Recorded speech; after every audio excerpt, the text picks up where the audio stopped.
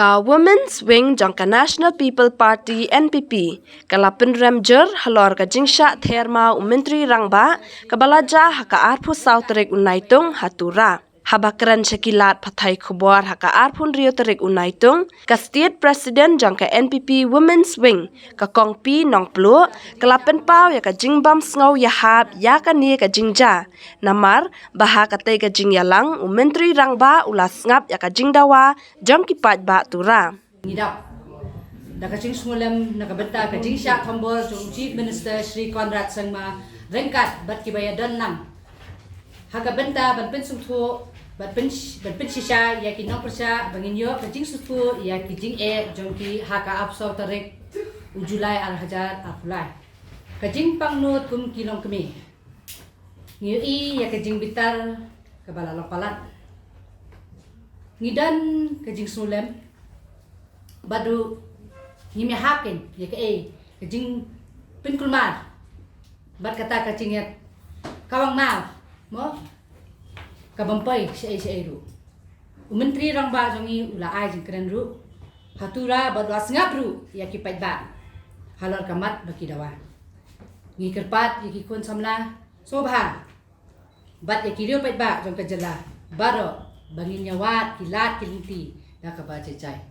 wale rang en ro ka ba pensusi ya ka jalapat bat ya usu emro hadin habut bat ki badan lang paro kajing dawa chong ki pait ba kenlong kajing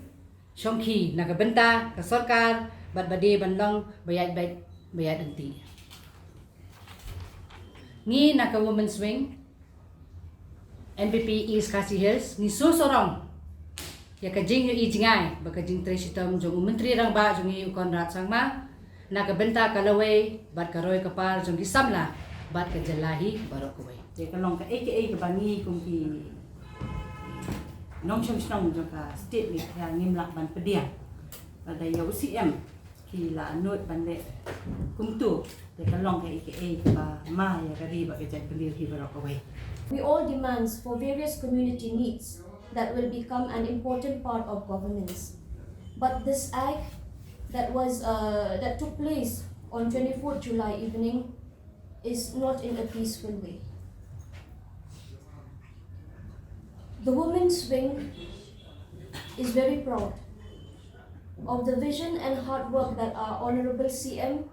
invests to ensure a pathway for the growth and development of the youth and the state as a whole.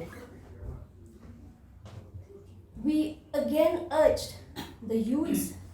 and other members from the different communities to please stop such discrimination.